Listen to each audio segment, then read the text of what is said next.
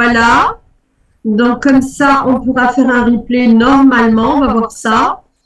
Les autres vont pas tarder à arriver. Ok, très bien. Eh bien, avant que je lance, parce que je vous ai préparé des slides hein, pour qu'on puisse partir sur le sujet et vous apporter quand même de la connaissance au niveau du fameux syndrome de l'imposteur ou l'expérience de l'imposteur. On va mieux savoir de quoi on souffre réellement et à quel degré on en souffre. Et qu'est-ce qu'on doit faire en fonction de là où on en est, qu'est-ce qu'on peut mettre en place pour s'en débarrasser, voilà, ou vivre avec. Hein? On va en parler aussi voilà. Ok. Qui a le sentiment de souffrir du syndrome de l'imposteur? Mettez dans le chat, voilà.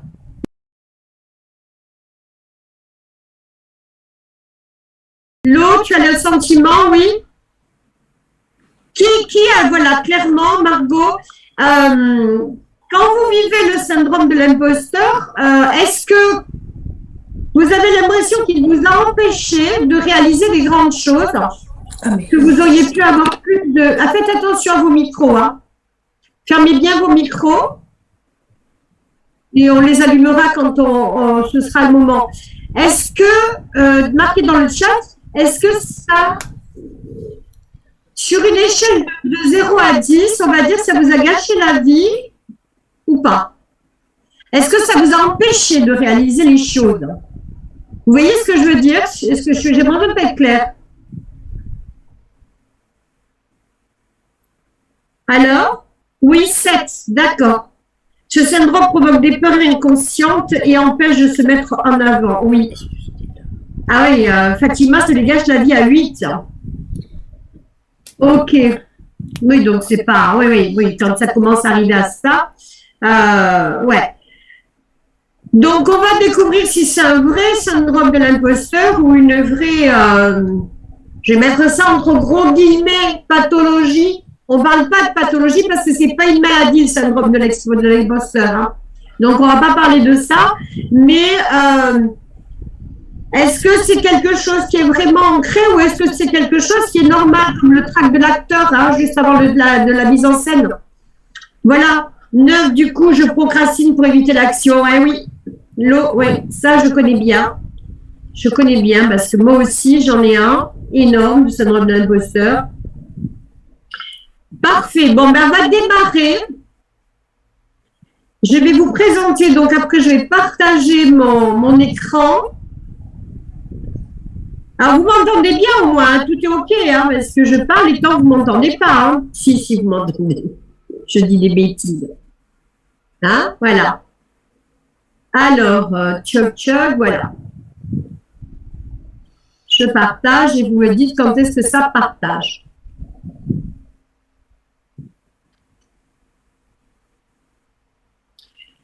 Vous me faites comme ça quand ça partage, quand vous voyez l'écran.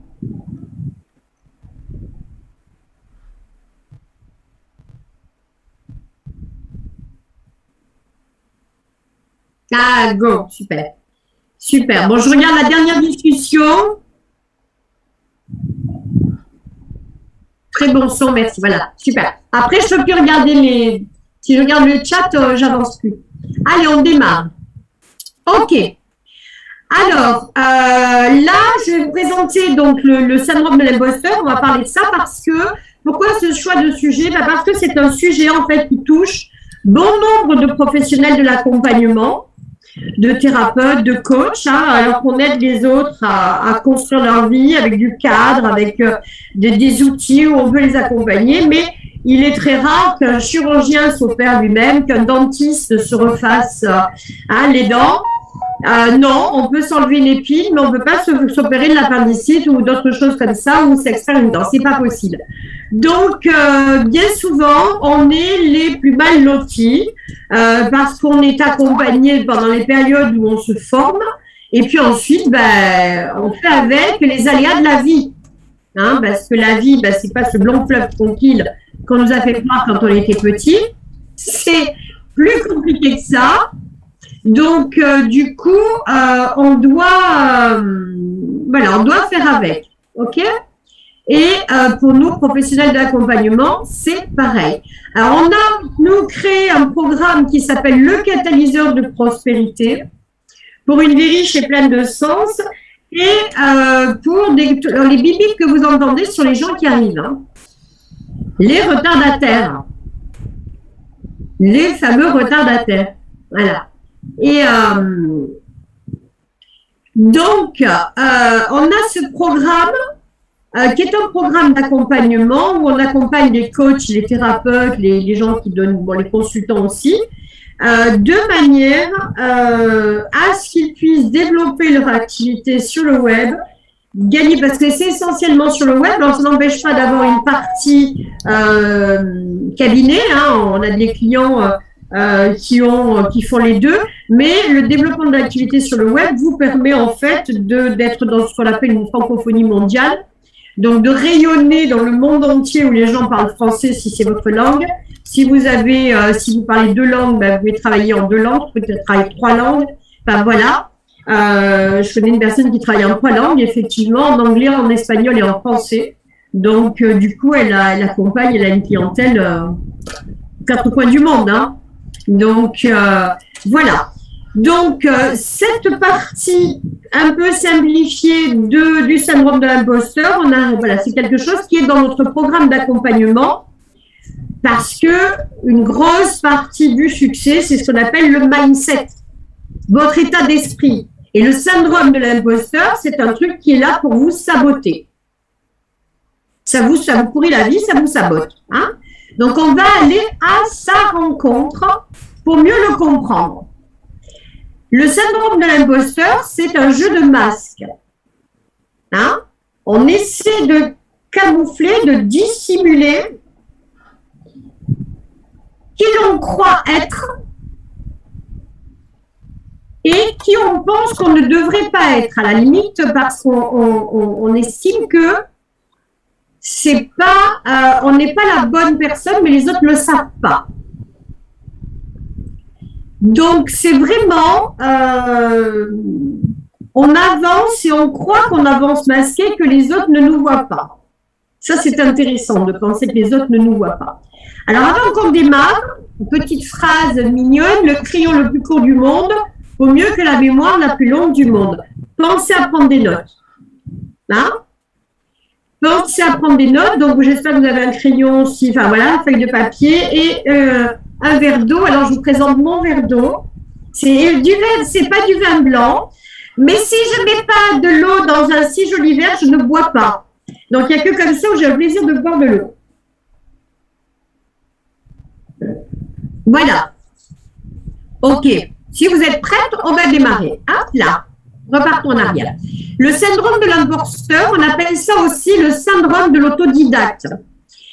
Et c'est tout à fait logique puisque l'autodidacte est une personne dont personne n'a validé son niveau. Il n'a pas eu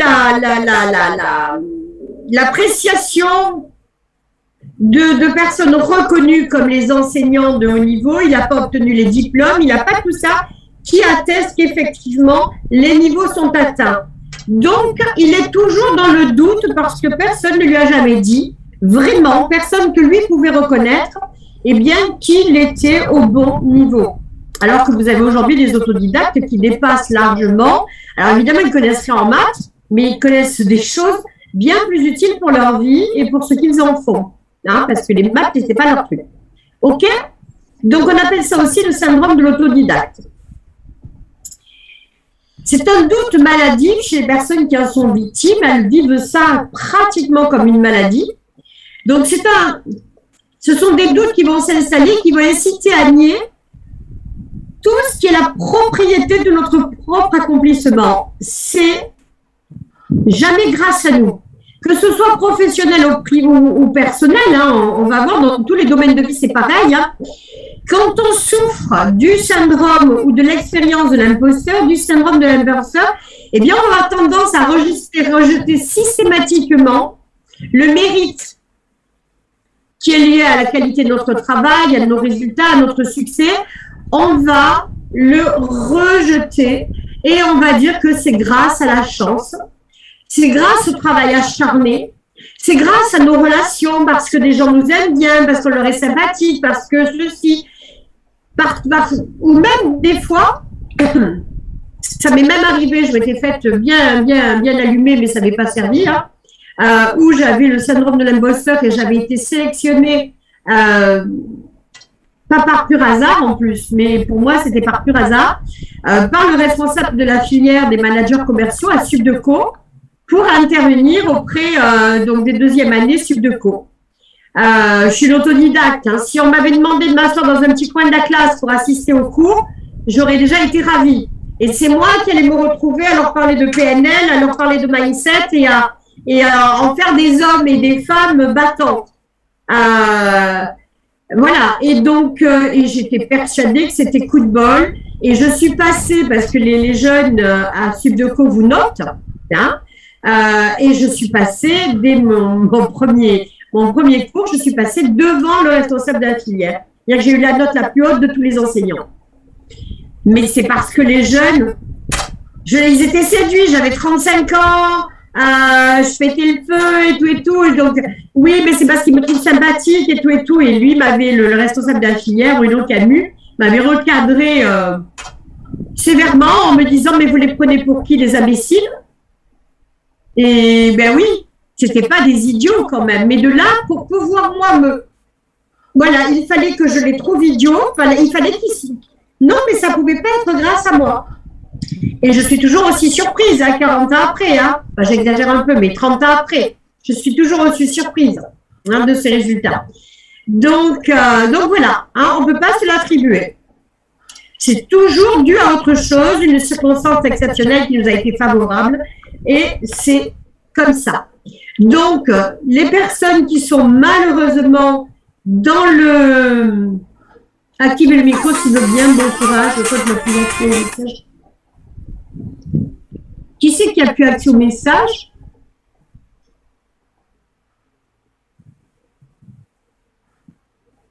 Je ne comprends pas, je m'arrête 2 secondes.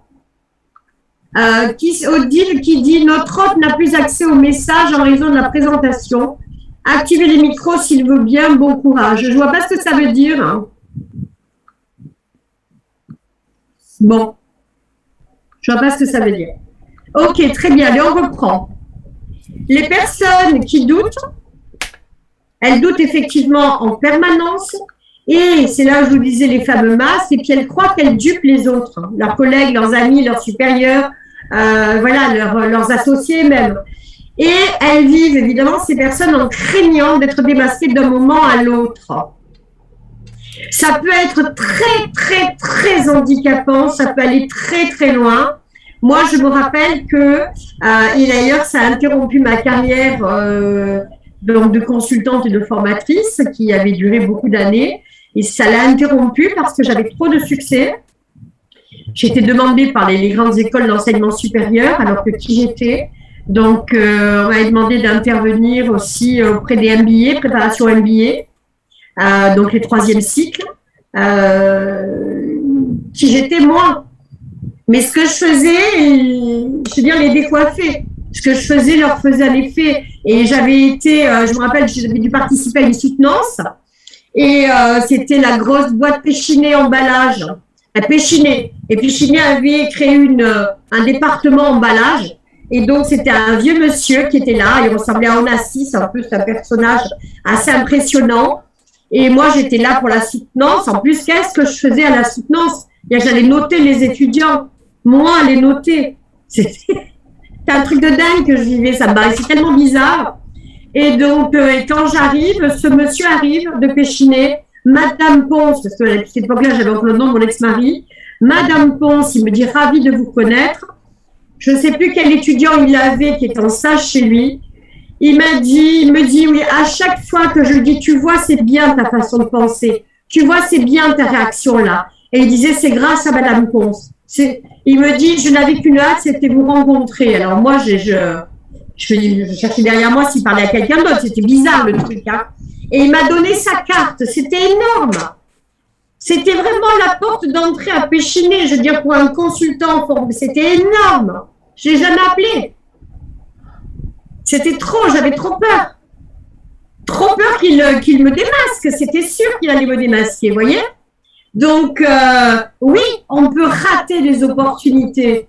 Et oui, on peut les porter sur son dos en disant, mince, ma vie, elle aurait pu être comment? Alors, on en fait quelque chose de sa vie après. Mais quand même, c'est trop con, quoi. Enfin, c'est trop bête, pardon. Hein? Donc, ça, c'est le vrai syndrome de l'imposteur. On va aller plus loin.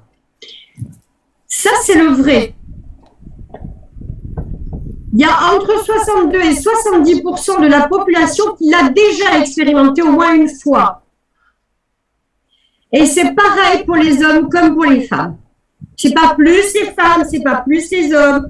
C'est pareil. Les hommes en parlent peut-être un peu moins. Ils vont faire plus de bruit pour impressionner l'ennemi, mais ils sont pris dans les mêmes pièges. Hein? Le syndrome de l'imposteur, il n'y a pas de différence d'après les études qui ont été menées. La crainte, en revanche, la crainte d'être démasqué, elle peut pousser la personne à mettre au point des stratégies de défense. Et c'est là où ça devient compliqué. Et ce sont ces stratégies qui peuvent nuire à la santé et nuire également aux bonnes relations entre les individus, puisqu'ils vont se montrer fuyants à un certain moment. Hein? Fuyants pour pas qu'on puisse les démasquer. Ils sont persuadés qu'à un moment ou à un autre, on va les démasquer. Hein? Donc, ils vont essayer de fuir au maximum les situations. Donc, c'est là où ils ne vont pas saisir certaines opportunités. Là, on parle effectivement de comportement, entre gros guillemets, pathologique. Hein? On verra la différence après avec un comportement qui, lui, ne l'est pas. Hein? Alors, le terme d'où il nous vient, il a été inventé en 1978 par deux psychologues, Pauline Rose Clance et Suzanne Imes, je ne sais pas comment on le prononce. Alors, elles n'ont jamais évoqué elles-mêmes le syndrome de l'imposteur. Hein, ça a été repris en termes syndrome, ce qui lui donne plus justement un côté pathologique. Hein. Mais elles parlent d'expérience de l'imposteur. Hein, c'est une expérience de vie. On va expérimenter un état interne qui fait qu'on est dans le doute de ses capacités et de sa capacité à réussir quelque chose. Hein.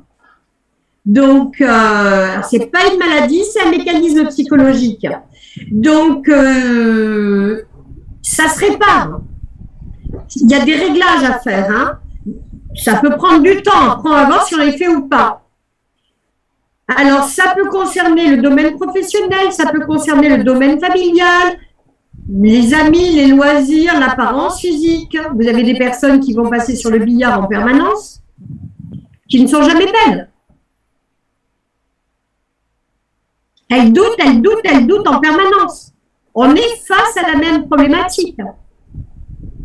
Alors que ça nous paraît plus acceptable que quelqu'un souffre du doute au niveau de ses compétences, parce qu'on va le relier à de la modestie, et on va le relier quand il doute de sa compétence, donc il va travailler plus ou en faire plus, on va dire, mais c'est bien, il essaie justement de s'améliorer pour être meilleur, sauf qu'une personne qui va douter de son physique et qui va aller ensuite se faire refaire le nez, la bouche, les machins et tout, on va la trouver ridicule. Alors qu'elle est en train, pareil, d'essayer de gommer les choses qui ne vont pas. Sauf qu'on est sur des sujets qui gênent. Mais on est dans le même mécanisme, c'est ça que je veux que vous compreniez. Alors, une personne qui souffre de ce syndrome, hein, ou de ce, voilà, qui fait une expérience de ce type, qui se sent un imposteur, bien souvent, cette personne, elle va investir beaucoup d'énergie et de temps de travail par rapport à la tâche qui est demandée. Elle va bosser beaucoup plus. Mais elle ne sera jamais satisfaite quand même. Hein. Donc, on va dire les perfectionnistes. C'est les perfectionnistes. Le travail s'achève à un moment donné et elle a mis sa virgule et c'est parfait. Il n'y a pas une faute, il n'y a pas une ponctuation de travers, il n'y a pas une mise en page. En fait, tout est parfait. Hein? Bon, elle aurait voulu peut-être encore faire mieux, mais c'est bien. Si elle a donné énormément de temps, elle a beaucoup travaillé, mais qu'elle a toujours l'impression que c'est bidon et que de toute manière, si ça a marché, c'est que les gens y ont vu du feu, c'est qu'elle est face à un syndrome de l'imposteur. Pour de vrai. Enfin, pour de vrai. Un sérieux. Alors, quand la personne, elle va faire une grosse charge de travail, si elle réussit, elle ne va pas s'attribuer le mérite à elle. Elle va s'attribuer le mérite, elle va attribuer le mérite au fait qu'elle ait beaucoup travaillé. Elle s'est donnée, voilà, elle a beaucoup, beaucoup bossé. Et donc, si ça marche, bah oui, c'est parce qu'elle a énormément travaillé. Hein. Donc, elle ne veut pas le reconnaître en tant que compétence réelle. Avec moins de travail, elle aurait été aussi bonne. Hein. Donc, si elle souffre en permanence et qu'elle s'acharne en permanence à en faire plus, effectivement, elle frôle le burn-out. Hein. Le stress est tellement important. Vous savez, le stress, c'est le principe où, pardon, où en fait, on va croire qu'on n'a pas la capacité ou on n'a pas la ressource pour répondre à un problème ou à une situation. Hein. Donc, et c'est ça qui va générer un stress. Et parce que il se passe une situation, on doit apporter une réponse et on pense ne pas en être capable. Et ça va générer de l'inconfort et beaucoup d'inconfort. Et plus on va se retrouver dans cette situation, plus on va être mal avec soi-même, plus on va être confronté à des choses qui sont bidons pour la majorité. Hein. C'est bidon, on va en parler tout à l'heure, mais on va se rendre compte à quel point c'est bidon, surtout dans nos métiers.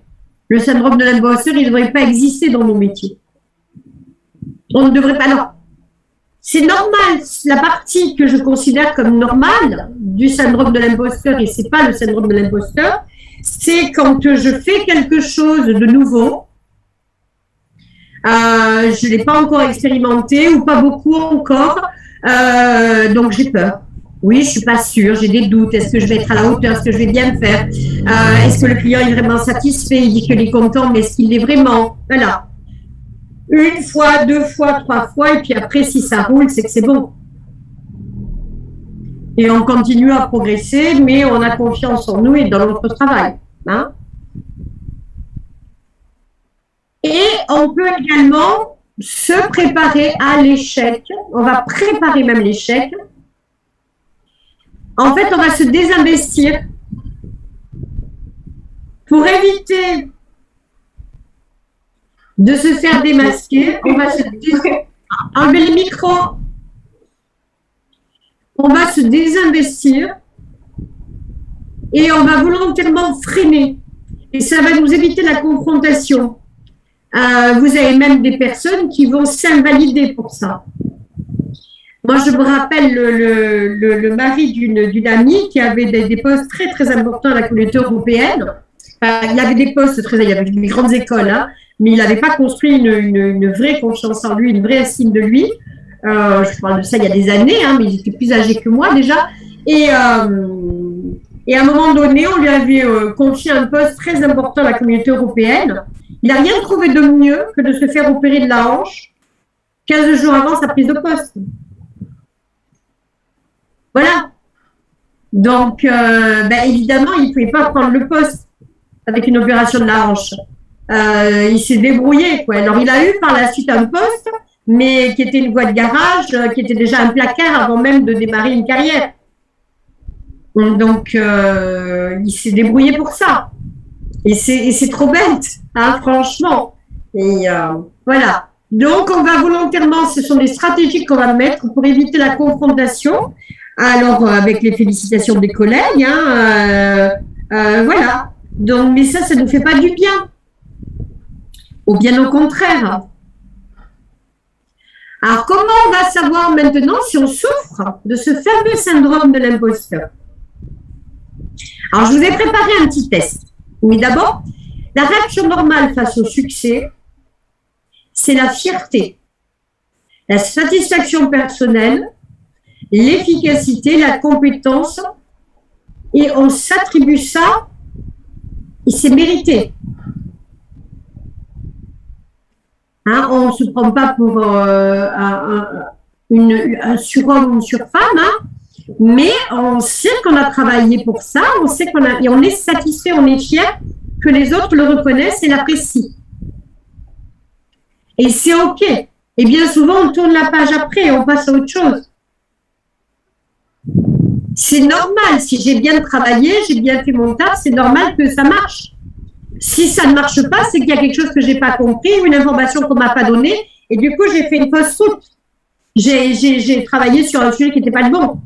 voilà, mais si tout est OK. Et parfois, parfois même si il y a eu un concours de circonstances qui nous a aidés, on peut reconnaître qu'effectivement, c'était pas simple. On partait avec quelques difficultés parce que la personne ne vous avait pas tout livré ou j'en sais rien. Et puis, paf, il s'est passé des situations qui nous ont permis de récupérer les informations manquantes et de bien faire notre travail. Et c'est bien là grâce à nous. Vous voyez? Ça, ce serait normal. Réaction pouvant faire penser qu'on a un syndrome de l'imposteur, forte implication, trop d'humilité, trop de modestie. Et très mal à l'aise quand on vous dit merci. Très mal à l'aise. Les réactions qu'on va avoir qui sont en relation avec ce trouble, donc on va avoir le trouble anxieux, trouble dépressif et affect négatif. Beaucoup de pensées négatives, jamais de satisfaction. On a un jugement sévère vis-à-vis de nous parce qu'on se sent traître et le sentiment concluant de tout le monde. Et parfois, ça peut faire carrément comme quelqu'un qui a commis un méfait, qui ne s'est toujours pas fait attraper et qui va faire en sorte de se faire punir quand même, de se faire attraper. Donc, à la limite, il va construire quelque chose de travers pour se faire attraper là-dessus, pour pouvoir être puni sur d'autres choses qu'il n'a jamais faites, évidemment. Vous voyez? Parce que cette personne, c'est quand même pas normal qu'elle ne se soit pas encore faite démasquer. Donc, elle va créer des situations. D'où ça nous vient? Alors, moi, je pense que ça nous vient à 99,9%. Allez, non, j'exagère un peu, mais 90% au moins de l'environnement. En fait, je pense qu'on va avoir dans notre caractère, dans notre personnalité, dans notre structure, hein, dans notre ADN, dans notre structure, je pense qu'on a une, comment on dit, prédisposition à, parce qu'on a une sensibilité comme ceci, comme cela. Hein, donc voilà, on a une construction qui fait que on serait prédisposé. Si en plus on a eu un environnement qui a joué la partie, qui a renvoyé la balle, ben on s'est construit. Voilà, si on a eu un environnement qui ne nous a pas reconnus, un environnement qui a créé du doute en permanence en nous disant mais t'es pas à la hauteur, mais t'es nul, mais ils vont se rendre compte que je vous dis ça parce que moi c'est celui que j'avais. Et voilà, hein, je dirais dès que j'ai avancé, même jeune adulte, hein, c'était pas mes parents les pauvres, c'était des gens adorables, mais des liés espagnols. Voilà, c'était remplir l'assiette qui était le plus important et qu'on soit en sécurité et qu'on ait un toit pour dormir et voilà. Donc, mais c'était mes frères qui étaient des tyrans pour jouer, hein. C'était pas des bourreaux, c'était pas des méchants, mais pour jouer. Parce que j'étais la petite dernière et ça les faisait rire de faire pleurer la fille, la petite fille. C'était un jouet comme quand on appuie, vous savez, sur un truc, là, les machins en plastique, là, et ça fait ouais, voilà. Ils appuyaient sans se rendre compte des dégâts qu'ils créaient, mais ils ont créé de gros dégâts, hein. Et jusqu'à ce que jeune adulte, où ils se sont toujours amusés à remettre en question tout ce qui était reconnu par les autres. Et voilà, en me disant, mais de toute façon, tu vas voir, dès qu'ils vont se rendre compte de qui tu es. Sauf que ça s'installe. Hein, et donc ça, c'est beaucoup plus difficile ensuite pour s'en débarrasser. Hein. Donc je pense que c'est ça, la construction du syndrome de l'imposteur. Donc à mon avis, une thérapie de plusieurs années peut nous aider. De l'EFT, ça peut bien nous aider aussi. Voilà, il y a plein de choses. Les fleurs de bac aussi peuvent nous aider. Il y a plein de choses pour nous aider à nous débarrasser. Je pense qu'on doit le travailler, mais ça ne doit pas nous empêcher d'avancer. Même si on doit le travailler, il faut pas, on va faire le test, il ne faut pas que ça nous empêche d'avancer. C'est un handicap. Moi, c'est un handicap. Hein, ça m'a handicapé beaucoup quand j'étais plus jeune. Aujourd'hui, je fais avec. Hein. Il est toujours là. Il est toujours là. J'ai beaucoup travaillé dessus, mais il en reste quand même des gros morceaux. Hein. Le test avance tout seul. Mais c'est comme une personne, par exemple, qui, je sais pas moi, qui était joueur de tennis, un très bon joueur de tennis, à un très bon niveau, ou pas, hein, mais bon, on va prendre celui-là déjà, après on verra. et il a eu un grave accident. Et maintenant, il n'a plus ses deux jambes. Donc, il va faire du tennis dans un fauteuil roulant, mais il va faire du tennis et il va le faire au niveau championnat. Vous voyez ce que je veux dire? C'est que le handicap, on peut vivre avec. De la même manière, on peut vivre avec le syndrome de l'imposteur. L'eau, je vois qu'elle hésite. Qu'est-ce qu'elle en pense, l'eau? Qui c'est qui a son micro? Cazenave qui a son micro. Je désactive. L'eau, tu peux mettre le son si tu veux répondre.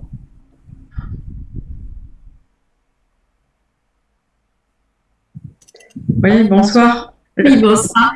J'arrive pas à écouter et à répondre aux textes et à prendre des notes, en fait. D'accord. Je pensais que tu avais une opinion là-dessus. Bon, non, je suis d'accord avec toi. Je valide totalement. D'accord. Oui, le test passe trop vite. Non, mais il n'est pas encore passé. C'est qu'il avance tout seul, mais on va le faire hein, tranquillement. Oui, vous voyez, il avance tout seul. Je ne sais pas pourquoi, parce que je n'ai pas mis le truc pour que ça avance tout seul, mais ça avance tout seul quand même. Voilà.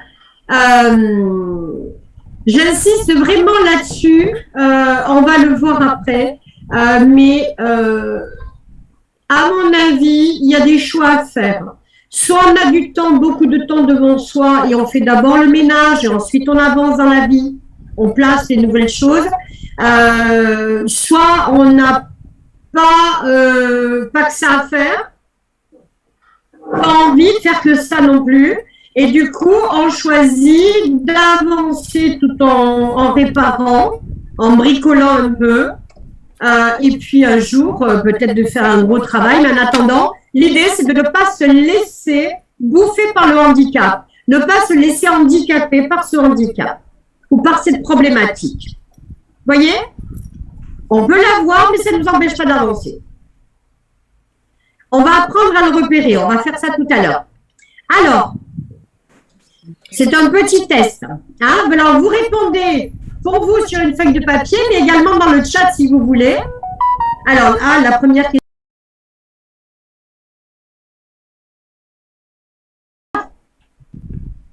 Alors,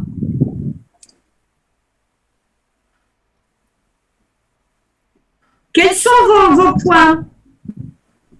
Combien vous en avez en tout?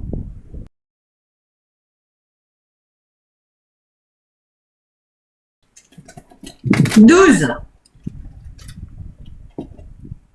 13, 15,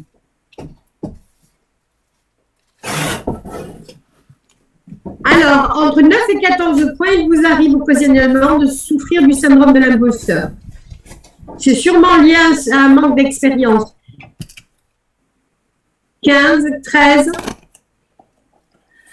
Au-delà, c'est un véritable syndrome de l'imposteur.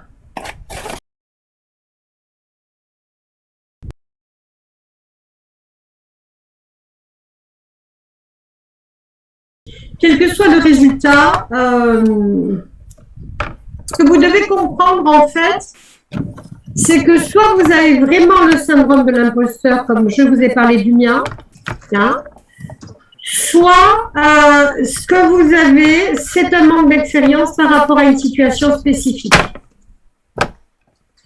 Le doute, quand on ne sait pas encore faire quelque chose, qu'on n'en a pas la maîtrise. Le doute du gamin qui va passer son examen, enfin son bac. Il ne passe pas tous les jours. Hein? Il y a des lacunes, il n'a pas tout appris, il a fait des impasses. Donc, vous voyez, donc il y a quand même source de stress. Maintenant, s'il le maîtrise sur le bout des doigts parce qu'il a une mémoire phénoménale, il va les mains dans les poches. Vous voyez? Donc, si vous devez vous lancer professionnellement, si vous devez accompagner des clients, mais que vous n'avez pas encore toujours l'expérience, parce que c'est un nouveau programme, parce que c'est une nouvelle approche, hein? Qui je suis moi pour bien gagner ma vie? On va retrouver ce syndrome de l'imposteur dans le fait de bien gagner sa vie. Bien gagner sa vie, l'argent, c'est une reconnaissance. Plus vous avez de valeur, plus on vous donne d'argent. C'est comme ça qu'on le voit. Hein. Plus le téléviseur a de valeur, plus il va coûter cher. Plus le bijou va avoir de valeur, plus il va coûter cher. Plus vous allez avoir de valeur, plus vous allez pouvoir offrir vos compétences à un certain prix. Et donc attirer une catégorie clientèle. Si vous n'avez pas assez de considération sur votre propre valeur, vous n'allez pas oser vous vendre correctement. Alors, ça se travaille ou ça se gère. Nous, dans le catalyseur, on a une approche à 2 niveaux. On a une approche où on va travailler avec des outils, on va vous aider pendant la période du mindset. Donc, on a pratiquement, c'est un programme qui dure 3 mois, on va en parler tout à l'heure. Et pendant 1 mois et demi, on vous fait travailler sur le mindset avec des tas d'exercices. Donc, on va, là, je vous donne quelques petits exercices à faire. Donc, vous allez pouvoir le travailler de manière à justement gérer alors, voilà. Le gérer veut dire l'apprivoiser. Prendre conscience que vous avez une jambe plus courte que l'autre et faire avec. C'est tout. Ça ne vous empêchera pas de courir, vous allez apprendre à courir autrement, vous allez apprendre à repérer les moments où c'est plus difficile pour trouver autrement à faire. Voyez, mais vous n'allez pas laisser les choses vous handicaper. Donc, on va regarder un peu, est-ce que j'ai pas sauté une page? Voilà, donc, quoi faire? Donc, on va regarder un petit peu ce qu'on peut mettre en place. Donc, alors, tout le monde a déjà entendu cette petite voix, hein, qui est notre... qui est dite par notre syndrome de l'imposteur, cette petite voix, même les personnes qui vous paraissent confiantes et sûres d'elles-mêmes, hein, elles sont elles aussi dans le doute. C'est pareil. Alors, les personnes qui ne souffrent pas, alors vous avez des gens qui souffrent du syndrome de l'imposteur, mais personne ne peut s'en rendre compte, parce qu'ils ont décidé de faire plus de bruit que les autres, hein, façon de faire du bruit et d'avoir moins peur. Vous avez des personnes qui ne l'ont pas dans des tas de domaines parce qu'elles ont expérimenté, elles connaissent leur capacité là-dessus et donc il n'y a plus de questions. Il n'y a pas de doute. Un jour viendra un doute si jamais il y a quelque chose qui leur manque, elles s'en rendent compte, mais elles vont progresser. Donc, voilà. Alors, comment on va dompter ce syndrome de l'imposteur? Alors, je vous ai mis quelque chose en 5 étapes, là. Donc, c'est un condensé de ce que l'on fait, hein. Donc, ce sont des petites astuces. Vous lui donnez un nom à ce syndrome de l'imposteur. Il faut remonter à la source, hein, et aller retrouver cette petite voix d'origine.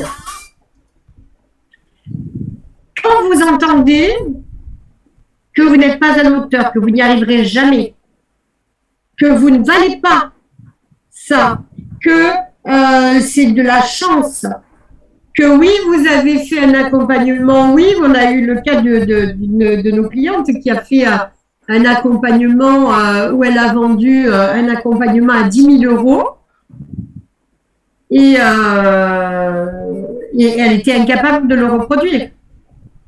Parce que pour elle, elle n'a pas vendu un accompagnement à 10 000 euros. C'est un client qui lui a acheté à 10 000 euros. Enfin, c'était... voilà. Donc, parce qu'elle s'est laissée dans le doute et c'était quelque chose qu'elle pouvait reproduire dès l'instant où elle dépassait ce syndrome. Donc, pour ça, vous allez retrouver cette petite voix qui est à l'origine. Vous allez essayer de l'entendre. Est-ce que c'est la voix d'un professeur qui n'a pas cru en vous, hein? Est-ce que c'est d'un collègue, d'un patron, d'un membre de la famille, d'une personne à qui vous donnez du pouvoir? Il faut que vous arriviez à identifier à qui elle appartient. Alors, il y a un exercice que je ne vous ai pas mis, mais qui est un exercice en PNL qui fonctionne très bien. En fait, ça va être de modifier les éléments importants de cette voix, par exemple. Si c'est d'abord la localiser. Si on ferme les yeux, on dit où elle est dans ma tête. On se rend compte que la voix, on peut l'entendre à droite, par exemple. On va la faire passer à gauche, puis devant, puis derrière. Vous voyez, on va la faire bouger. Hein? C'est une façon de reprendre le pouvoir. Est-ce que ça s'appelle les submodalités? Est-ce qu'elle est grave? Si elle est grave, on va la rendre aiguë. Est-ce qu'elle est rapide? Si elle est rapide, on va la mettre lente. Si on est lente, on va la mettre rapide. Voyez? Qu'est-ce que ça donnerait si c'était Mickey qui vous disait ça, ou Donald, ou je ne sais qui? Et vous désactivez l'impact. Ça fonctionne très, très, très bien. C'est de la PNL, hein? Donc, qui dit PNL dit hypnose, hein? C'est sa sœur. L'hypnose ericksonienne. Donc, vous identifiez, faites ce petit travail. Dites-vous bien que celle ne fait pas partie de vous. Elle représente les commentaires négatifs ou les mauvaises expériences que vous avez vécues.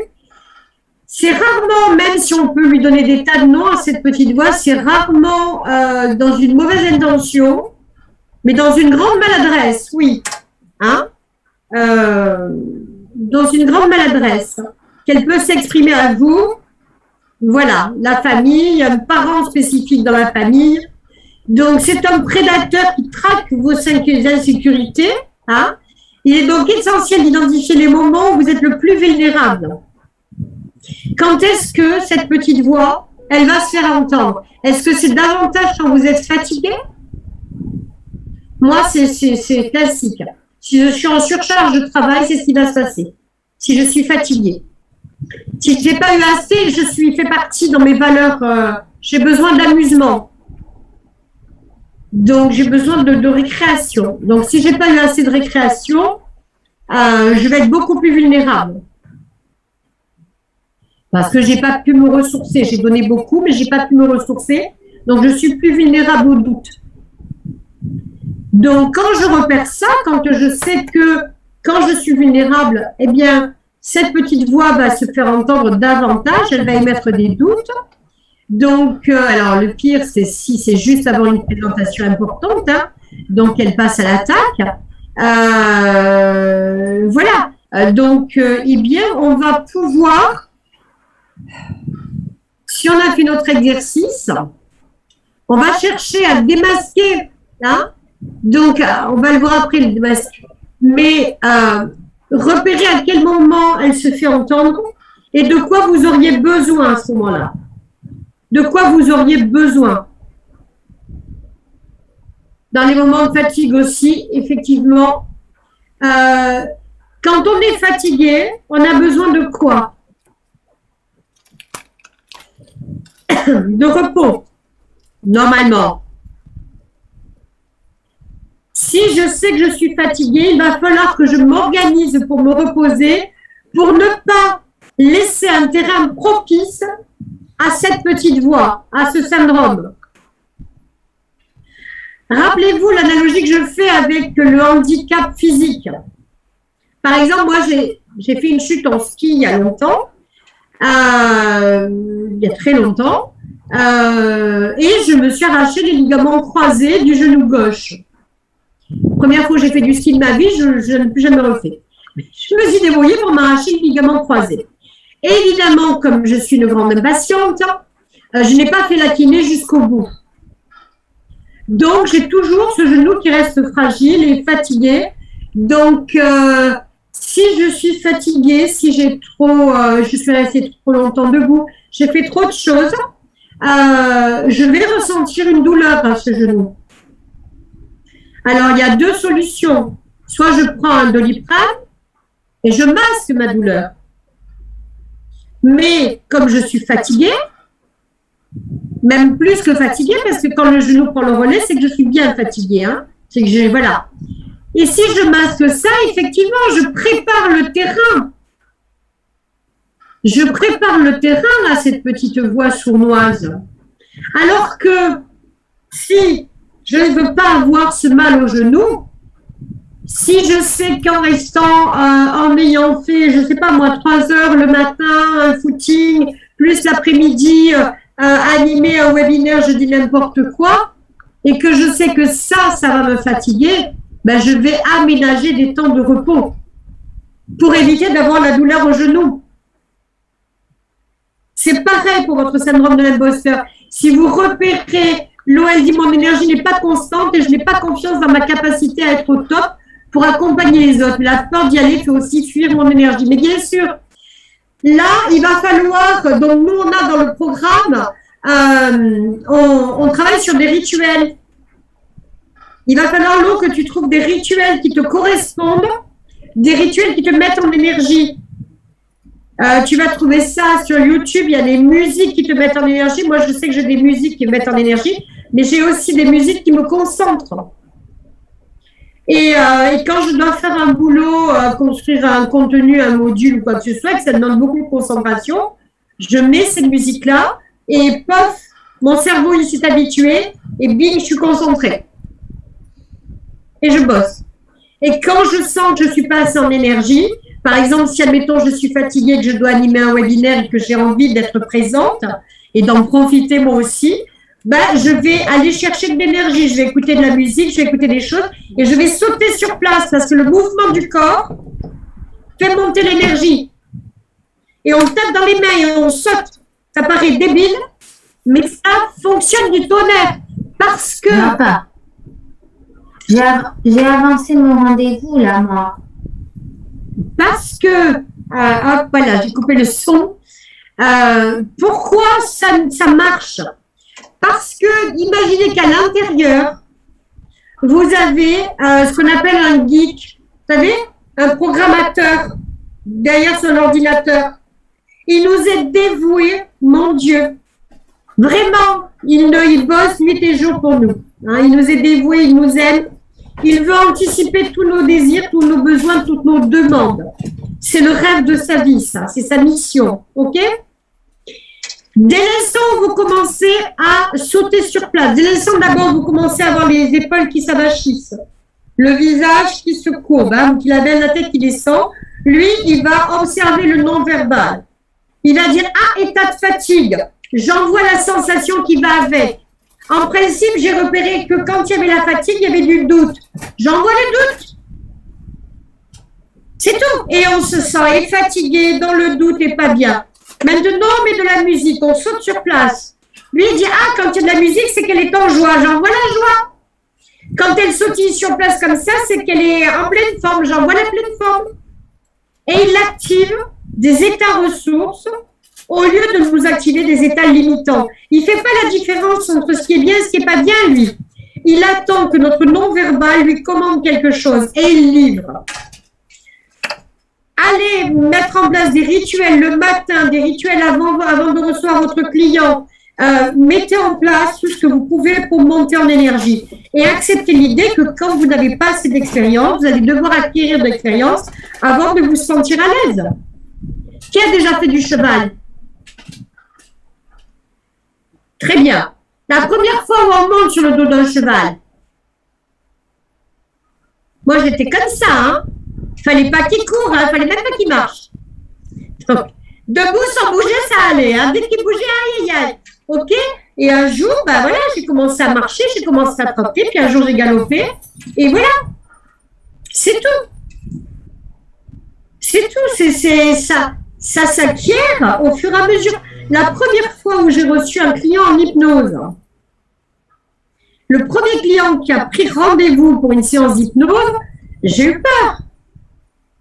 J'ai eu peur, si j'avais le numéro d'un hypnothérapeute de renom, je lui aurais donné en disant, écoutez, allez voir plutôt monsieur Alten, il ne va pas vous faire de mal, lui au moins, c'est sûr. Hein.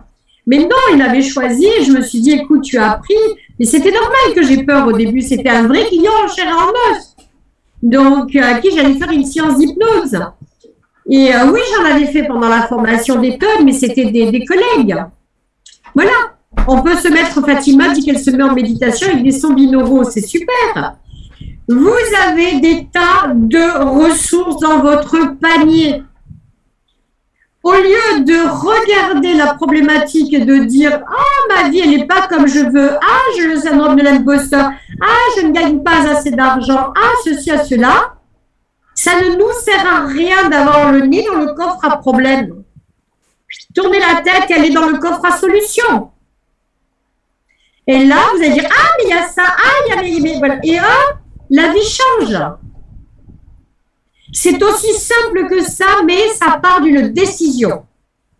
Si vous ne prenez pas une décision de changer les choses, si vous ne prenez pas la décision de maintenant prendre votre vie en main et d'en faire quel que soit votre âge. Moi, j'ai 64 ans. Là, aujourd'hui, enfin, je les ai eu en février, donc 64, et des poussières. Des grosses poussières maintenant. Et alors, c'est tout, je réalise des rêves que j'ai envie de réaliser. Parce que pour moi, une vie sans réaliser des trucs, c'est une vie où je m'ennuie. Et il n'y a pas d'âge. Et on peut se réveiller à 70 ans en se disant « Mais merde, je me suis enquiquinée, mais j'aurais dû faire ça et le faire. » Et le faire. Parce que c'est comme ça qu'on doit vivre. On ne doit pas vivre comme un chien battu, avec des regrets plein les non. Non, non, non, non. C'est entre vos mains, c'est entre les mains de personne d'autre. C'est une décision que vous prenez de refuser la médiocrité. Stop à une vie médiocre. On est tous capables d'avoir une vie bien meilleure que celle-là. Mais largement, hein, et je peux vous en parler, moi je l'ai fait pour moi. En ce moment, on accompagne des personnes qui viennent de rentrer dans le programme. On a démarré le programme aujourd'hui. Donc, et on a encore quelques places. Donc, sur la semaine, on a quelques places. Donc, on n'en a pas beaucoup. On a 4 places. Donc, du coup, bah voilà, on va en parler tout à l'heure, ceux qui ont envie de démarrer ce programme. Et je répondrai à toutes vos questions aussi. Et voilà, mais ces personnes-là, ce ne sont pas des jeunes femmes de 20 ans non, ce sont des femmes qui sont toutes coachs et thérapeutes et qui ont décidé que maintenant, elles allaient très bien gagner leur vie avec leur passion. Et nous, on a la capacité à les accompagner en 3 mois à changer de vie et à changer de niveau de vie, tout en faisant son métier et pas un métier en travaillant 15 heures par jour, mais en travaillant moins et en gagnant plus. Ça, c'est important. Il faut du temps pour dépenser les sous. Et oui, si on gagne beaucoup et qu'on n'a pas le temps pour le dépenser, il n'y a aucun intérêt. Enfin, il peut y en avoir, hein. Il y a des gens qui adorent capitaliser. Alors, le 3e outil, c'est démasquer la culpabilité. La culpabilité, c'est quelque chose qui peut s'infiltrer comme ça dans notre petite tête, hein, et on peut se sentir coupable de suivre nos ambitions. On peut même se sentir parfois coupable de réussir parce que nos parents n'ont pas réussi. Hein, loyauté familiale. On le retrouve souvent, ça, dans la problématique de la relation à l'argent. Les parents qui ont dit que l'argent rendait les gens méchants ou je sais pas quoi. Ou les gens qui ont de l'argent, c'est parce que ce ne sont pas des gentils, pas des salopards. Hein, mon père, c'est ce qu'il disait. Hein. C'était l'argent, les gens qui étaient riches, voilà, constamment dans la culpabilité Cazenave, bien sûr. Donc, les gens qui étaient riches, c'est sûrement parce qu'ils avaient escroqué les autres. Hein. Les bonnes personnes étaient pauvres. Depuis quand? Depuis quand? Hein? Voilà, non. De tout temps, il y a eu des bons et des mauvais partout. Donc, avec des discours comme ça, il est clair qu'on ne peut pas gagner sa vie et on ne peut pas. Ce qu'on nous a fait croire aussi dans nos métiers de la relation d'aide, ça ne se monnaie pas. L'aide, elle se donne gratuitement, par amour. Mais c'est faux. Pourquoi est-ce qu'on ne donnerait pas des voitures gratuitement aussi? Elles permettent d'aller travailler. Pourquoi est-ce qu'on ne donnerait pas une maison gratuitement à une personne pour qu'elle y habite? On a quand même besoin de vivre dans une maison. Je veux dire, la gratuité n'est aucune part. Pourquoi nous, ce serait gratuit? Qui c'est qui a raconté ça? Non. On a besoin de vivre comme tout le monde. Et puis, si on a envie de faire du gratuit, on peut, une fois qu'on fait suffisamment de payants, et qu'on n'est pas frustré, on est bien, on est satisfait, ben effectivement, on devient plus généreux. Effectivement, on peut faire du gratuit. Sans rien attendre en échange, juste parce que, voilà. Mais on sait très bien que le gratuit ne sert à rien. Les gens ne s'impliquent pas dans le gratuit. Ils ne sont pas obligés de se transformer, ça leur a rien coûté. Alors, pour réussir à vous débarrasser de ce syndrome de l'imposteur, il faut éradiquer votre sentiment de culpabilité. Ça, il faut vous en débarrasser. Hein. Ça, votre vie vous appartient. Vous ne la devez à personne. même pas à vos parents. Hein, parce que quand ils l'ont fait, enfin, très honnêtement, rarement ils ont pensé à vous. En général, ils ont pensé à eux le jour où ils l'ont fait. Donc, et le seul qui a vraiment bossé là-dedans, les seuls qui ont vraiment bossé, c'est le spermatozoïde et l'ovule. Il a couru comme un démon, le spermatozoïde. Il était 1 million à vouloir la place. Il n'y en a qu'un qui l'a obtenu. Si avec ça, on ne peut pas dire, ça y est, j'ai gagné ma vie, maintenant, j'ai plus qu'à la vivre. Je l'ai gagnée, c'est bon, je la course, c'est moi qui gagne. Maintenant, j'ai plus qu'à vivre ma vie. Et la vivre à la hauteur de mes espérances, à la hauteur de mes rêves, et non pas comme un... Voilà. Hein? Ok. Donc, éradiquer le sentiment de culpabilité. On est responsable de ses actes. On est responsable de ce que l'on ressent. On est responsable de ce que l'on pense. On est responsable de ce que l'on vit. Ou plutôt, on est responsable de la façon dont on le vit. Effectivement, quand il arrive un drame dans notre vie, qu'on perd un être cher, on n'est pas responsable de ce qui vient de lui arriver. Mais on est responsable de ce que l'on ressent et de jusqu'à quand on va se laisser abattre. Du choix que l'on va faire, de qu'est-ce que je fais de ce que je ressens. Est-ce que je me laisse abattre et terrasser par ce drame? Ou est-ce que rapidement, au bout d'un moment, je le transforme en autre chose, en énergie pour protéger d'autres enfants, si c'est un enfant, pour aider des parents, pour... j'en sais rien. Voilà, mais je peux en faire quelque chose. Défendez-vous aussi face à cette petite voix. Maintenant que vous avez identifié votre critique intérieure, que vous savez ce qu'il vous dit, à quel moment il passe à l'attaque, vous pouvez vous défendre. Ne vous laissez pas intimider. Moi, ça m'arrive de lui dire, bon là, tu m'as gonflé. Mais sérieusement, si on m'entend, on dit, elle est folle, Patricia. Non, non, je suis pas folle. Je m'adresse à cette voix intérieure qui ne m'appartient pas. Je sais à qui elle est, mais je la relaie, hein, je joue avec. Enfin, je veux dire, je participe à cette douleur. Et donc, et voilà. Quand il y a un gros enjeu et que je vais démarrer quelque chose et qu'il y a un gros enjeu, je vais me faire mon petit moment de flip.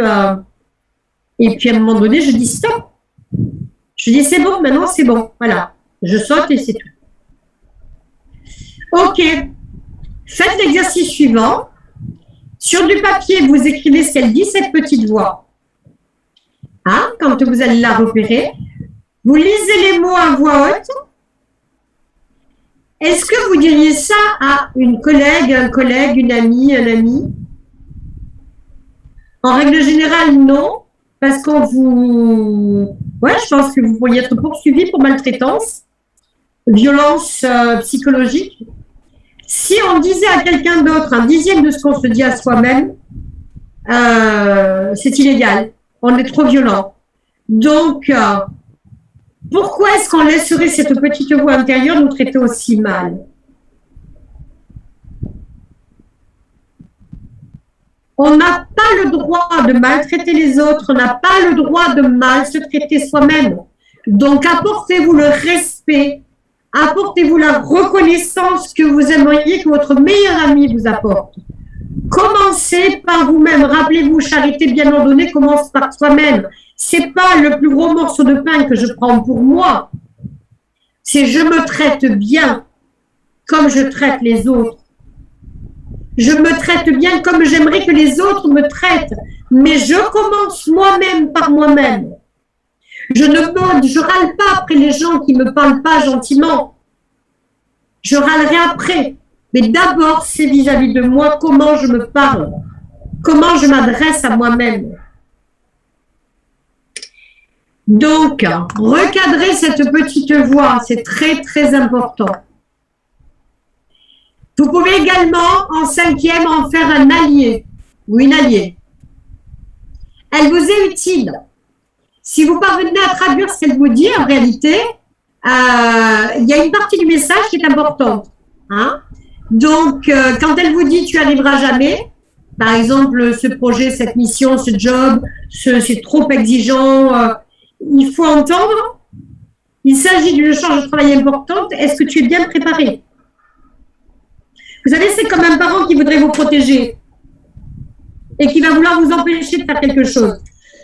Au lieu de vous rendre responsable en vous posant des questions, est-ce que tu es prêt au moins à le faire? Est-ce que tu as bien mesuré tous les paramètres? Est-ce que tu veux qu'on en rediscute? Voilà. Ce serait du constructif. Mais à la place de ça, il va vous dire mais non parce qu'il va vous sentir en danger.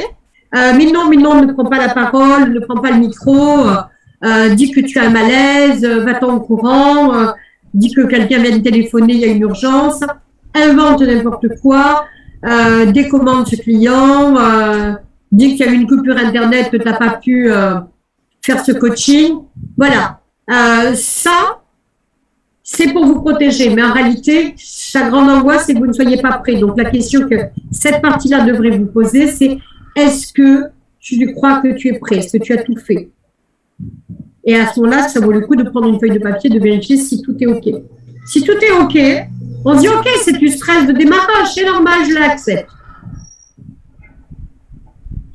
Parce que ce serait génial aussi si cette petite voix, elle vous soulignait les bonnes choses que vous faites. Et ça,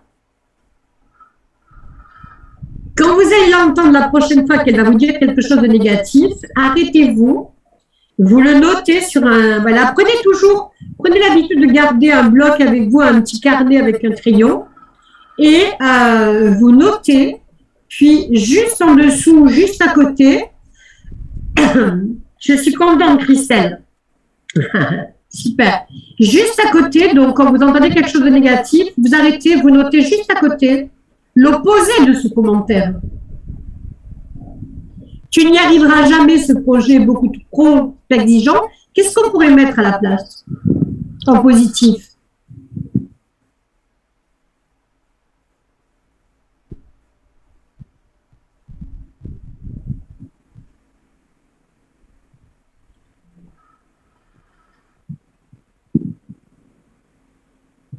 Comment vous pourriez le dire? Moi, je dirais, ce projet est très exigeant, tu t'y es bien préparé, tu vas être très fier d'y être arrivé.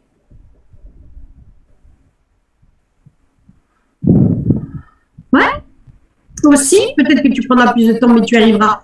Mais si vous vous lancez dans un projet, dans quelque chose, c'est que quelque part, vous savez que vous pouvez y arriver. On ne se jette pas du haut de la tour Eiffel comme ça. Enfin, voilà. Sauf si on est équipé et que normalement, on va prendre un risque. Mais normalement, on sait qu'on devrait pouvoir voler parce qu'on a mis un appareillage exprès. Hein. Vous voyez, on ne va pas faire des choses dans lesquelles on a... Ou alors c'est de l'inconscience, mais en règle générale, vous n'êtes pas des inconscients. Donc, si vous avez envie de faire quelque chose, c'est parce que vous savez que vous pouvez le faire. Maintenant, il faut vous en donner les moyens. Donc, vous allez modifier ces discours. C'est des circuits neuronaux qui sont habitués face à une situation. Hop, il va y avoir tout un circuit avec un système de pensée. Plus vous allez l'utiliser, ce circuit, plus il va être utilisé, plus il va se marquer, plus automatiquement il sera à nouveau utilisé. C'est comme un chemin avec des traces dans le sable. Si vous repassez dedans, elles resteront toujours. À un moment donné, vous passez à côté, elles vont finir par s'effacer. Jamais complètement, il en restera des traces dans le circuit neuronaux, mais quasiment. Donc, modifiez météo positif, vous prenez un autre circuit neuronal et du coup, progressivement, ça va changer. Votre perception sera différente. Oui, le projet résonne. C'est ça, il faut se dire. Mon projet résonne avec moi. Alors, ok, en domptant votre syndrome de l'imposteur, vous transformez cette petite voix critique en un allié de confiance qui va vous guider à prendre de meilleures décisions. N'oubliez pas que vous êtes en contrôle et surtout, ne laissez jamais être un frein à vos ambitions. Jamais. Ça, c'est le principe du handicap. Même si vous n'arrivez pas à vous en débarrasser complètement, en aucun cas, elle ne doit avoir plus de pouvoir que vous, cette petite voix. En aucun cas. Elle peut vous casser les pieds, mais elle ne doit pas avoir plus de pouvoir que vous. Ça, c'est terminé. C'était hier. Mais aujourd'hui, c'est vous qui reprenez le pouvoir. C'est pas ça qui va reprendre le pouvoir. OK? Alors, je voulais savoir, tiens, qu'est-ce que vous en pensez? Les gens qui réussissent, est-ce qu'ils sont meilleurs que vous? Est-ce que l'univers les préfère? Est-ce qu'ils savent mieux parler à l'univers et mieux lui faire des demandes et c'est pour ça qu'il fait plus de choses pour eux? Qu'est-ce que vous pensez de ça? Quel est votre cas, vous?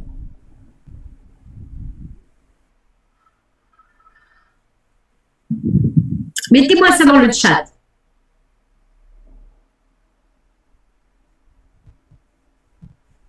Est-ce que les autres sont meilleurs que vous? C'est pour ça qu'ils réussissent et vous non. Ils sont meilleurs parce qu'ils ont de l'expérience. Je ne me fais pas confiance. Ils passent plus à l'action. OK. Alors, en fait, ils ne sont pas meilleurs que vous. Ils ne sont pas les préférés de l'univers. Ils ne savent pas mieux parler à l'univers non plus. Pas plus que vous. Est-ce qu'ils ont un meilleur karma? Ils ont fait des choses plus gentilles dans une vie antérieure et du coup, ils sont récompensés. Pas plus, non. Avant, eux aussi, ils croyaient qu'ils payaient les erreurs d'une vie antérieure pour sa galérer. Hein? Ou alors qu'ils ne savaient pas s'adresser à l'univers, ou alors qu'ils étaient incompétents, ou alors qu'ils n'avaient pas de chance, que ce n'était pas fait pour eux. Hein? Eux aussi, ils croyaient tout ça. Mais aujourd'hui, ces mêmes personnes, elles gagnent plus de 3 millions de chiffres d'affaires annuels. Et je ne vous dis pas de bêtises, je les connais, je les côtoie, je travaille avec eux. On suit les mêmes formations. Bon, eux, ils ont suivi avant moi. OK? Et ils ne sont pas 3 millions d'euros de chiffre d'affaires avec une équipe de 150 ou 200 personnes. Pas du tout. C'est une petite équipe agile, mobile. Et ils sont coachs et thérapeutes. Et ils travaillent de chez eux. Ils ne travaillent pas du haut d'un building, machin. Non, non. Ils travaillent de chez eux. Et ça, c'est une réalité. Nous, dans notre accompagnement, on est sur 3 niveaux. On a le premier niveau. Donc, l'accompagnement, c'est le catalyseur de prospérité. Le niveau 1, c'est un niveau où on va vous apprendre en partant de zéro à atteindre les 3 000 euros de chiffre d'affaires, entre 3 et 5 000 euros de chiffre d'affaires mensuel. Au bout de 3 mois, vous-même avant, vous devriez les atteindre. D'une manière récurrente, pas un coup. D'une manière récurrente. On va vous accompagner en 3 mois pour arriver à ça. Le niveau 2 va vous permettre d'atteindre entre 10 et 20 000 euros de chiffre d'affaires mensuel, voire plus. Quand vous aurez fait le niveau 1 qui dure 3 mois, que vous aurez bien rodé les choses, si vous vous dites, tiens, j'ai envie d'aller plus loin, parce que j'ai envie de monter tout là. Avec le niveau 1, vous pouvez arriver à 20 000 et 30 000 et 40 000 euros, hein, sans problème. Hein. Mais si vous avez envie de monter tout un écosystème, avec des systèmes automatisés qui travaillent pour vous et quand vous vous réveillez le matin, vous allez gagner de l'argent, ça c'est aussi pas mal, moi j'aime bien ça, entre autres. Hein. Eh bien, ça, c'est le niveau 2 qui va vous apprendre à faire ça. Et ensuite, il y a le niveau 3. Mais le niveau 3, c'est pour les ultra ambitieux. C'est pour les personnes qui ont envie de faire 1 million d'euros de chiffre d'affaires, 2 millions, 3 millions par an. Donc là, on monte une équipe. Hein? Et on vous apprend à faire ça. OK. Là, aujourd'hui, on parle du premier niveau. Parce qu'il faut bien commencer par quelque chose. Les 4 questions dont toute votre vie professionnelle dépend. Voulez-vous vraiment gagner de l'argent grâce à votre métier? Oui ou non? Dites-moi dans le chat. Est-ce que vous voulez vraiment gagner de l'argent grâce à votre métier?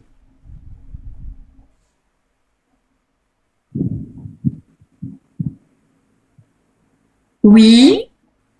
Oui.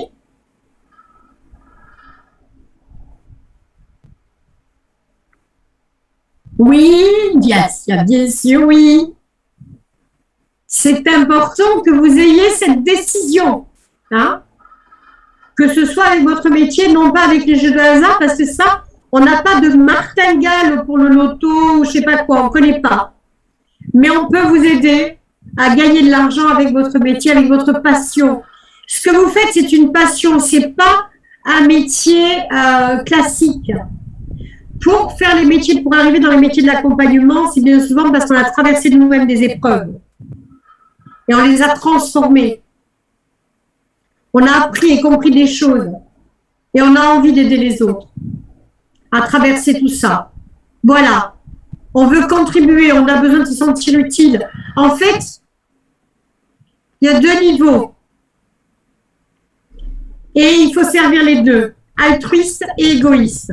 Altruiste, c'est faire quelque chose, un programme, un projet, un accompagnement qui va permettre à des personnes de changer leur vie.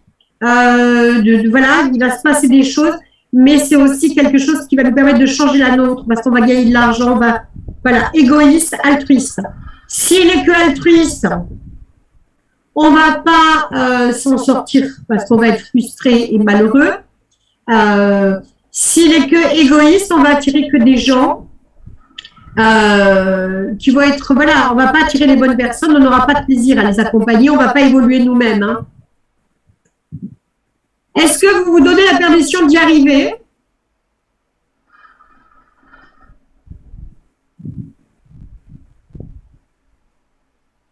Alors, oui, Nelly, bravo Nelly.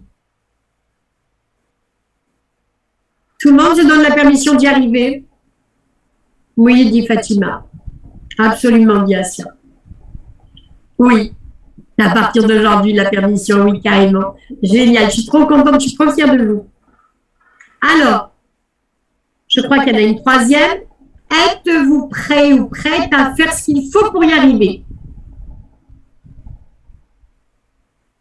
Si vous ne changez pas, en fait, la personne que vous avez été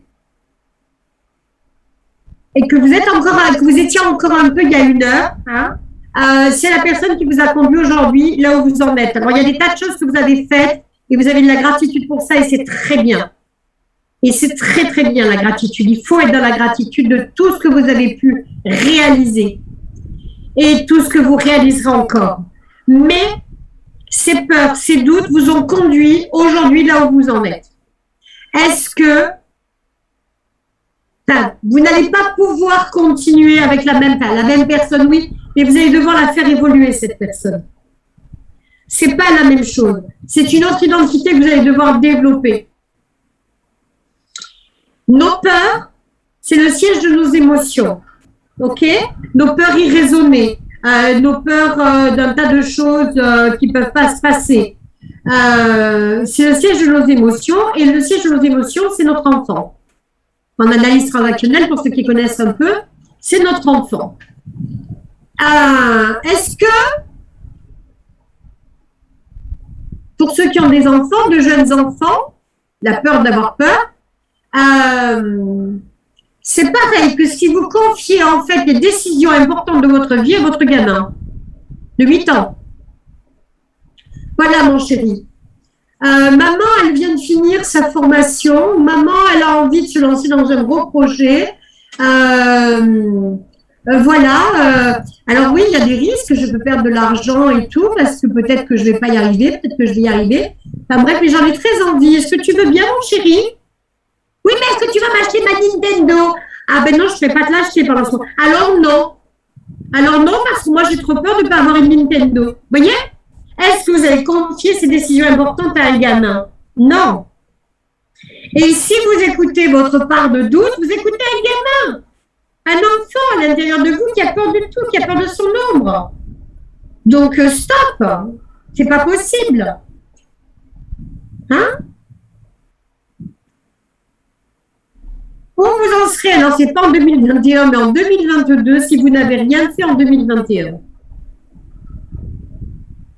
Si vous n'avez rien décidé maintenant pour changer votre vie professionnelle, avec une incidence évidemment personnelle, avec un rayonnement sur tous vos domaines de vie, si vous n'avez pas pris cette décision maintenant, où vous en serez en 2022, où vous en serez l'année prochaine, dans le même système, dans le même circuit, et comme c'est dur, et oui, là, c'est pas ma faute, c'est la vie d'eux, c'est à cause d'eux, c'est... voilà, nous on n'a pas de chance. Non, non, stop, c'est pas vrai. Tout est entre vos mains. La capacité à changer votre vie est entre vos mains. Alors, je vous parle rapidement, je vois l'heure qui tourne. Hein. Moi, quand je me suis lancée, 2 ans après, c'était un constat d'échec quand j'ai ouvert mon cabinet. Hein. C'était vraiment constat d'échec. Je recevais des clients au compte-gouttes, je me démotive, je piochais tous les mois dans mes économies pour payer mes charges. Mon estime et ma confiance en moi, elle était au plus bas. Hein, c'était vraiment au plus bas. En plus, je m'étais vraiment tellement investie, j'avais tellement investi d'argent en plus dans ce cabinet, le beau canapé, le beau tapis, le machin, le truc. Voilà, j'avais fait tout ce qu'il fallait et pourtant, les gens ne se battaient pas pour rentrer. Parfois, j'étais dans la confusion parce que j'avais trop d'idées, par où commencer. D'autres fois, je manquais d'idées et de confiance, la peur d'être un imposteur. J'étais parfois dans l'illusion que ça va marcher, l'univers est avec moi. Il me fallait arrêter de se recevoir des clients au compte-gouttes, sortir des sentiers battus, je distribuais des flyers, de la pub et tout. Ça ne donnait rien. Il fallait que je gère le découragement et l'envie. Effectivement, le découragement mais l'envie. Quand je voyais d'autres personnes qui s'en sortaient, et je me disais, mais qu'est-ce qu'elle a de plus que moi pour avoir des salles combles, pour accompagner des gens avec des accompagnements qui valent une fortune. Je me disais, c'est pas possible. Il fallait que je stoppe les hauts et les bas, les rentrées financières trop irrégulières. Et il fallait que je traverse la peur d'investir de l'argent, la peur de l'inconnu. Alors, je crois que j'en ai un autre en dessous que je ne vois pas parce que je vois vos images. Acquérir des compétences dans le faire savoir. Le savoir-faire, je savais faire, j'avais été formée. J'allais pas me reformer. Et depuis un moment, j'arrêtais pas de faire des formations parce que je n'osais pas encore, comme l'étudiant qui lui repasse sans arrêt des niveaux, pour pas aller sur le marché du travail. Hein. Maintenant, il fallait que j'apprenne à comment faire savoir tout ça. En 2013, je me suis lancée dans de nombreuses formations. J'apprends tout ce qu'ils ont appris, donc tout ce que j'admirais, tous mes mentors auprès des mêmes coachs qui les a formés à eux, hein, qui les ont formés. Donc, je vais suivre les mêmes formations. Aujourd'hui, c'est mon plus grand désir, hein, c'est de vous transmettre tous ces enseignements. C'est de vous permettre de faire ce saut quantique que j'ai pu faire. Vous aider à atteindre la prospérité, c'est la mission que je me suis donnée. Parce que moi, je l'ai fait. Mais je ne veux pas que vous fassiez d'illusions.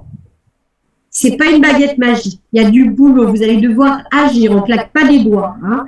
Il ne suffit pas de désirer ardemment pour que ça marche. Non, non. Il faut poser des actions. Est-ce que c'est le meilleur moment? C'est maintenant que vous devez vous lancer.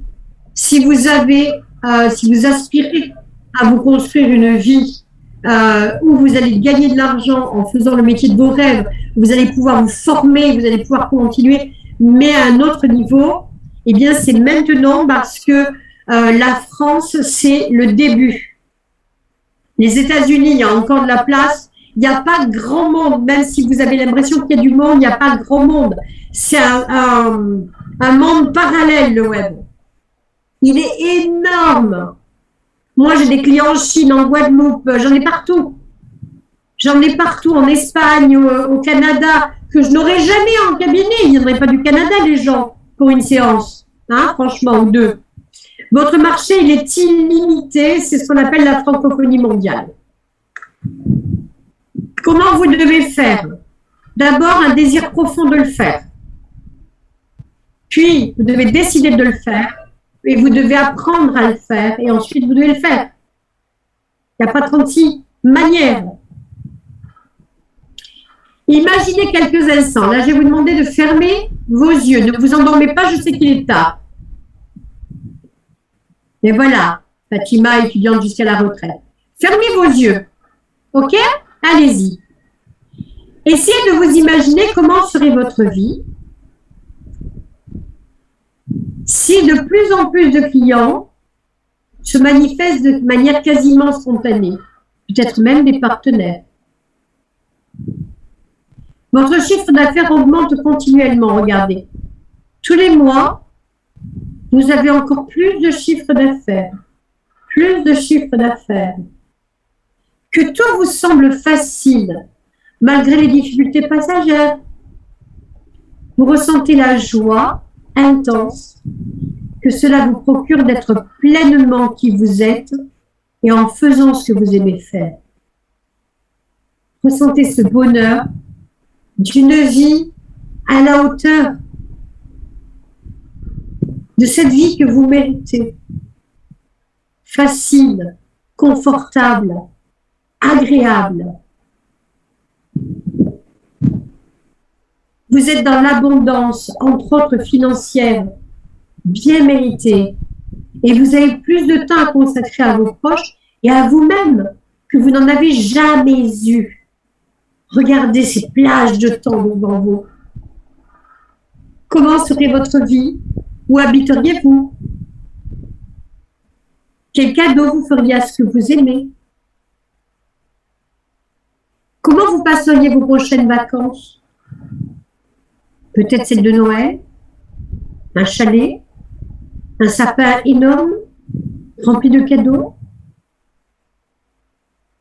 Quelle formation feriez-vous?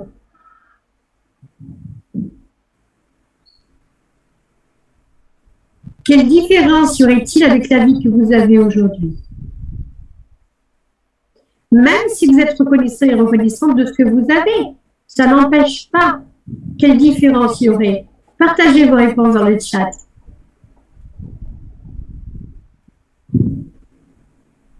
Ne vous endormez pas, hein? Allez, dites-moi dans le chat comment ce serait ça. Si tout ça se réalisait, libre, merveilleux, ouais. Libre, moi, c'était ce sentiment de liberté. C'était ce, voilà, vie illimitée. C'était ce sentiment, enfin j'y étais.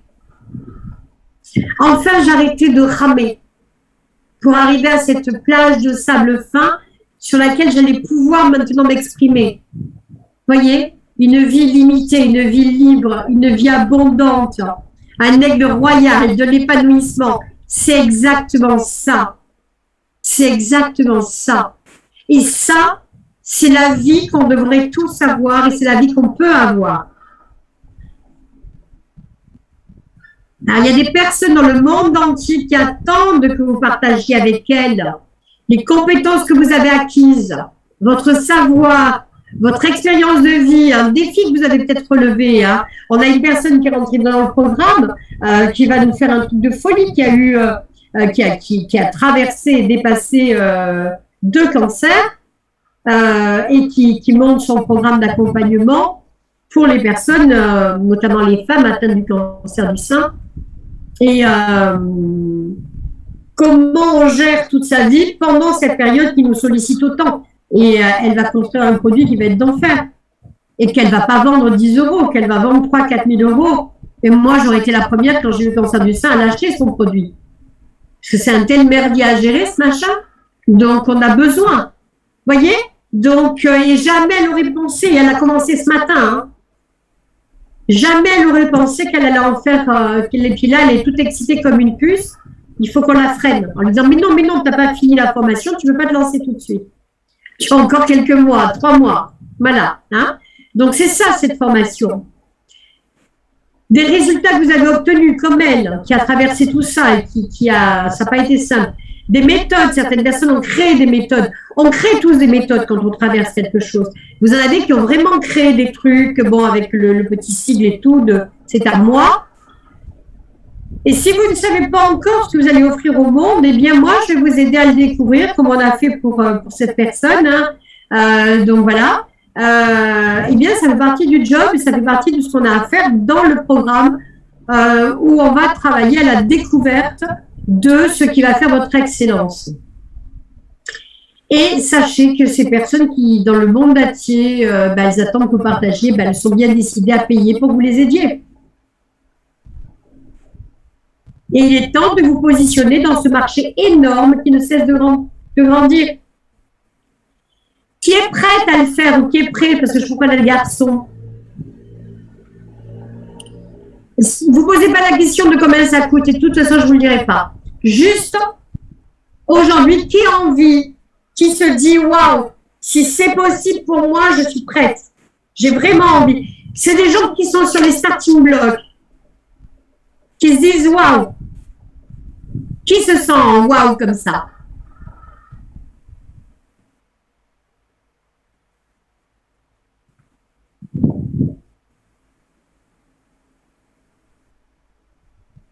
Je suis comme une poule dans le poulailler, je vais voler comme un aigle royal. Il faut sortir du poulailler. Le poulailler, c'est la zone de confort. Il faut en sortir, il faut que ce soit inconfortable à un moment donné.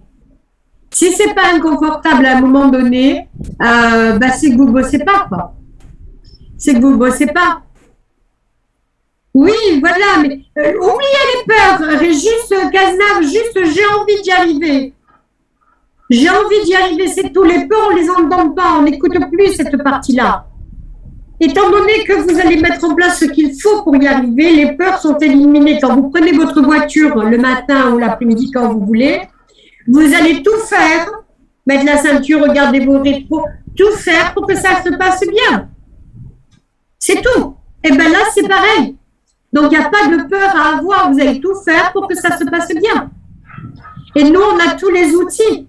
Et ce ne sont pas des outils qu'on invente, c'est tout ce que j'utilise moi, que je vais vous transmettre. Avec des coachs, avec des équipes, on a une belle équipe maintenant. Hein. Ok. Qu'est-ce qui vous bloque? La solitude, la technique, le marketing? Qu'est-ce qui vous bloque exactement? Qui fait que vous ne volez pas encore comme un aigle royal? Qui fait que vous ne vous êtes pas encore libre? Que vous ne vous êtes pas jeté à l'eau?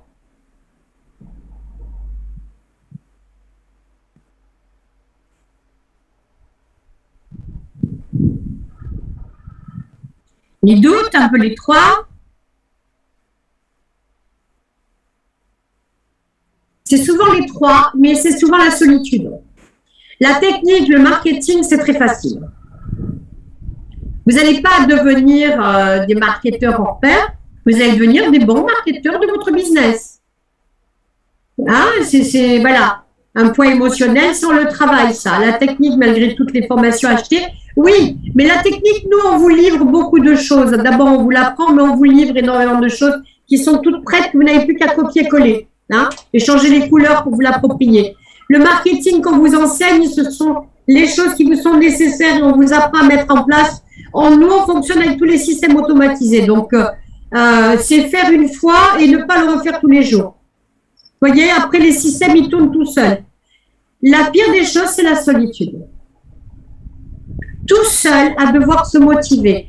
Tout seul à devoir vérifier si on a bien compris. Tout seul, ça, c'est terrible. Tout seul à porter le poids de son ambition, ça devient lourd.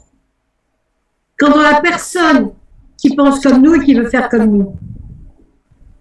Quand autour de nous, on entend des gens qui nous disent « Mais tu ne devrais pas t'arrêter un peu parce que là, avec ton boulot, tu gagnes que 300 ou 400 euros par mois. Voilà, hein. Tu n'as peut-être pas compris encore que ce n'était pas un boulot qui allait être rentable pour toi. » Donc, vous voyez, toutes ces petites voix qui nous empêchent. La solitude, c'est une toile d'araignée. J'aime bien la métaphore. Voilà. Et justement, dans le programme, vous êtes un groupe. Vous avez des coachings de groupe toutes les semaines où vous vous retrouvez entre vous. Vous avez un WhatsApp, vous avez un groupe privé, ultra privé Facebook dans lequel vous discutez. Vous avez tous les 15 jours un coaching là où on est sur la technique. Vous avez implémenté, vous avez une feuille de route que vous suivez. Vous avez des coachings individuels. À chaque blocage, hop, vous prenez un rendez-vous avec un coach spécifique et vous travaillez la problématique avec lui. Vous avez des ateliers où là, pendant toute une journée, on peut travailler et implémenter. On a tout mis, évidemment des vidéos et tout ça, on a tout mis en place pour que vous ne puissiez pas rater. Si vous n'y arrivez pas, c'est uniquement parce que vous avez fermé votre ordinateur, coupé le son et que vous n'êtes pas venu à la formation. Sinon, ça vous est impossible. Et si jamais une personne qui est dans le programme, si vous nous rejoignez, c'est pareil pour celles qui sont déjà, et qu'à un moment donné, vous vous dites, je coupe le son, je ne veux plus y aller, je viens vous chercher. Vous n'avez pas le droit d'échouer. C'est simple, vous rentrez dans le programme, il dure 3 mois. En 3 mois, on fait une grosse transformation. Et en 3 mois, vous y arrivez. Pas à pas vers le succès en toute sérénité, c'est vers ça que je vais vous conduire et que mon équipe va vous conduire. Ça a été conçu pour vous apporter le meilleur, simplement. Alors, soyez très attentifs. Il ne reste que 4 places. Votre vie, elle est entre vos mains. La réussite est au bout du chemin. Vous êtes le seul décideur de la direction à prendre.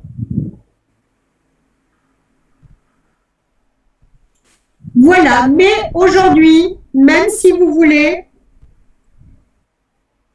vous n'allez pas pouvoir aller plus loin parce que ce que je vous propose aujourd'hui, ce n'est pas de rentrer tout de suite dans le programme puisque nous, les places sont très limitées. Donc, ce que je vous propose, c'est, pour tous ceux qui ont envie, c'est ce qu'on appelle un appel téléphonique. C'est une séance de coaching gratuite, ce qu'on appelle une session stratégique. Vous allez avoir un coach de mon équipe, peut-être moi-même aussi, mais plus souvent les coachs de l'équipe, avec qui vous allez pouvoir discuter de votre projet. Cette séance dure 1 heure à 1 heure et demie. Elle est utilisée pour voir si vous êtes en adéquation avec le programme, si le programme est en adéquation avec vous-même, voilà, avec vos objectifs de vie et tout ça, si ça peut vraiment matcher. Et de toute manière, si ça match, c'est super, vous embarquez, c'est jusqu'à vendredi, on n'embarque plus après. Après, ce sera peut-être en janvier, peut-être, ou en mars, on ne sait pas. Mais quoi qu'il en soit, de toute façon, vous allez en tirer un bénéfice important puisque vous allez avoir des conseils. En fonction de là où vous en êtes, on va vous dire ce qui est le mieux pour vous aujourd'hui et vous donner des conseils. Qui veut cette session stratégique?